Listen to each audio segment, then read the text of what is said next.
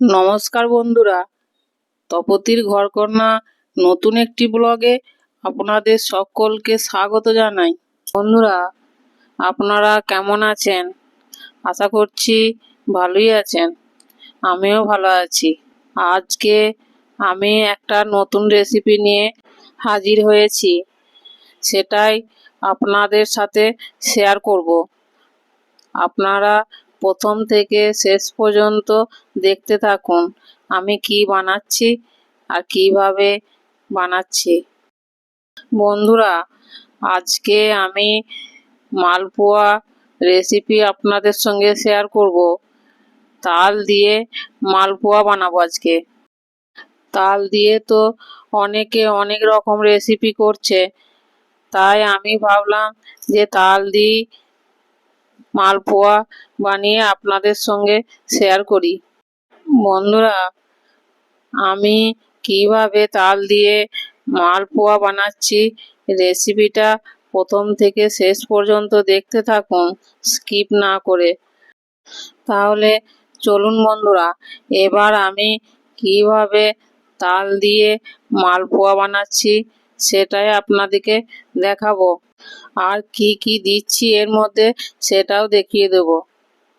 দেখুন, সব উপকরণই আমি নিয়ে নিয়েছি। তাল দিয়ে মালপোয়া বানাতে বেশি কিছু লাগবে না, খুব সামান্য উপকরণই লাগবে। এবার সুজিটা আমি 1 কাপ নিয়েছিলাম, সেটা আগেই ভিজিয়ে রেখেছিলাম। সেই ভেজানো সুজিটা জল ঝরিয়ে আমি একটা বড় পাত্রে নিয়ে নিচ্ছি। এবার এই সুজির মধ্যেই তালের পাল্প দিয়ে দিচ্ছি। তালের পাল্পটা 4 থেকে 5 চামচ হবে, সেটাও দিয়ে দিচ্ছি। বন্ধুরা, এই মালপোয়া বানাতে আমি গুড় ব্যবহার করছি, আপনারা চাইলে চিনিও দিতে পারেন। আর যে যেরকম মিষ্টি খাবে সেই পরিমাণ গুড় বা চিনি দিয়ে দেবেন। আর 1 চামচ মৌরি দিয়ে দিচ্ছি, আর হাফ চামচ লবণ দিয়ে এই সব উপকরণগুলি আমি চামচ দিয়ে ভালো করে মাখিয়ে নিচ্ছি।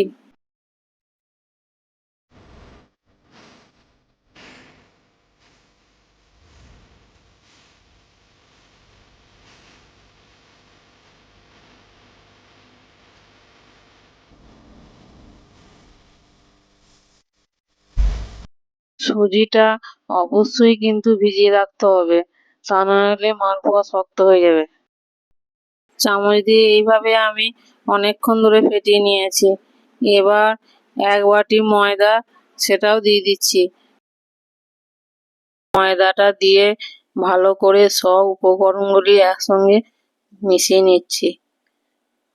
এইটা যত ভালো করে মাখানো হবে মালপোয়াগুলো তত ফুলকো ফুলকো হবে।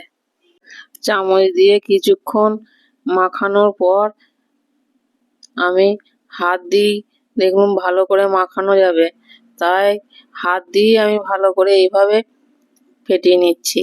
যত বেশি ফেটানো হবে তত মালপোয়াগুলো ফুলো ফুলো হবে। এবার একটু শক্ত ছিল তাই অল্প জল দিয়েছি, দিয়ে হাত দিয়ে ভালো করে ফেটিয়ে নিচ্ছি। দেখুন,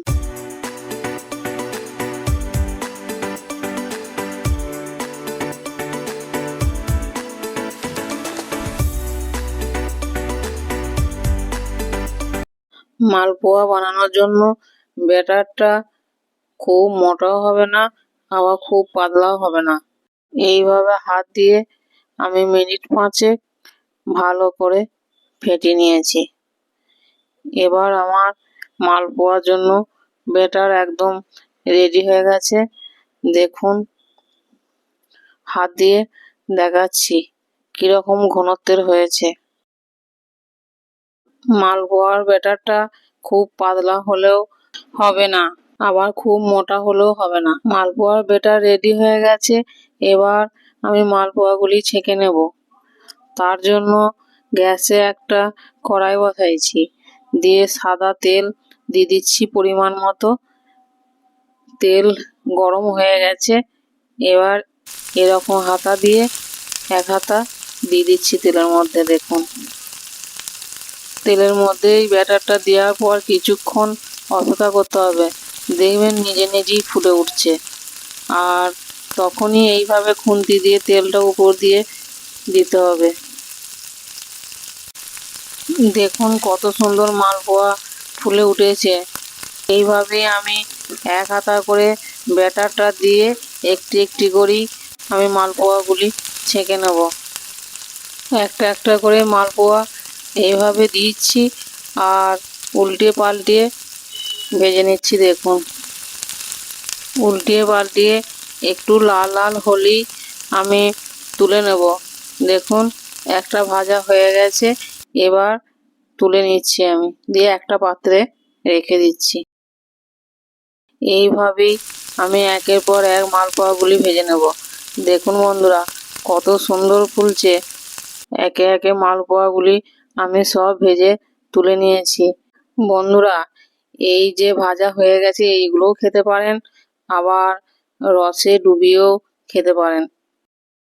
এই মালপোয়াগুলি আমি রসে দেব, তার জন্য গ্যাসে একটা কড়াই বসিয়ে 2 কাপ চিনি দিচ্ছি আর 2 কাপ জল দিচ্ছি, দিয়ে একটা পাতলা চিনির শিরা তৈরি করে নেব। আর 2টো এলাচও দিয়ে দিচ্ছি। দেখুন এইভাবে অনবরত নেড়ে নেড়ে রসটাকে ভালো করে ফুটিয়ে একটু চটচটে রস তৈরি করে নিতে হবে।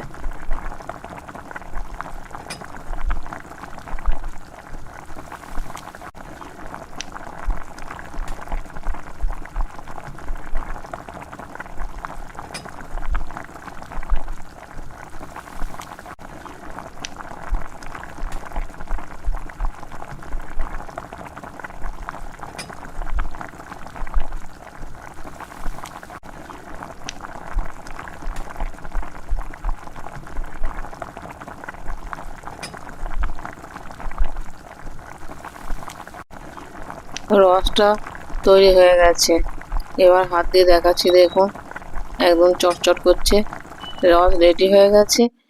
এবার যে ভেজে রাখা মালপোয়াগুলি রসের মধ্যে একে একে দিয়ে দিচ্ছি, দিয়ে উল্টো পাল্টা করে মাখিয়ে নিয়ে এই সময় কিন্তু গ্যাসটা বন্ধ করে দিতে হবে, দিয়ে রসের মধ্যে মালপোয়াগুলি দিয়ে দিতে হবে, উল্টো পাল্টা করে মাখিয়ে নিতে হবে, নিয়ে একটা থালাতে তুলে নিতে হবে। বেশিক্ষণ এই রসের মধ্যে রাখার দরকার নাই। বন্ধুরা আপনারা কিন্তু রসে ডোবাতেও পারেন, আবার নাও পারেন, রসে না দিলেও কিন্তু এগুলি খাওয়া যাবে। এবার আমি একটা পাত্রে রস থেকে এই মালপোয়াগুলি তুলে নিচ্ছি। আমাদের তালের মালপোয়া একদম রেডি হয়ে গেছে বন্ধুরা। এবার একটা ট্রেতে সাজিয়ে পরিবেশন করছি পাকা তালের মালপোয়া, আর উপর থেকে কিছুটা কাজু টুকরো ছড়িয়ে দিচ্ছি দেখতে ভালো লাগার জন্য, আর খেতেও ভালো লাগবে। আমি দিচ্ছি বলি যে আপনাদেরকে দিতে হবে তার কোনো মানে নাই। দেখুন কত নরম হয়েছে আর কত সুন্দর ভেতরটা হয়েছে। দেখুন ফুলো ফুলো, দেখেই লোভ লাগছে। বন্ধুরা আমি তো তালের মালপোয়া খেয়েই নিচ্ছি, আপনারা বাড়িতে বানিয়ে খান, ভালো লাগবে। মালপোয়াগুলো এত নরম হয়েছে মুখে দিলেই মিলিয়ে যাবে। মালপোয়া খেতে পছন্দ করে না এমন কেউ নেই, কম বেশি সকলেরই পছন্দ এই মালপোয়া। ভালো লাগলে ভিডিওটি বেশি বেশি করে শেয়ার করে দেবেন, আর পাশে থাকা বেল বাটনটি ক্লিক করে দেবেন।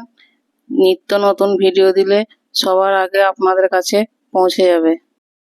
বন্ধুরা এখন তো এইসব জিনিস বাড়িতে বানানো প্রায় উঠেই গেছে, মিষ্টির দোকানেই সব পাওয়া যায়, তাই বাড়িতে কেউই আর এইসব বানিয়ে খায় না, পয়সা দিয়ে দোকান থেকে কিনেই খায়। কিন্তু বাড়িতে যদি বানিয়ে খাওয়া যায় তার তো টেস্ট সেরকমই হবে, তাই না?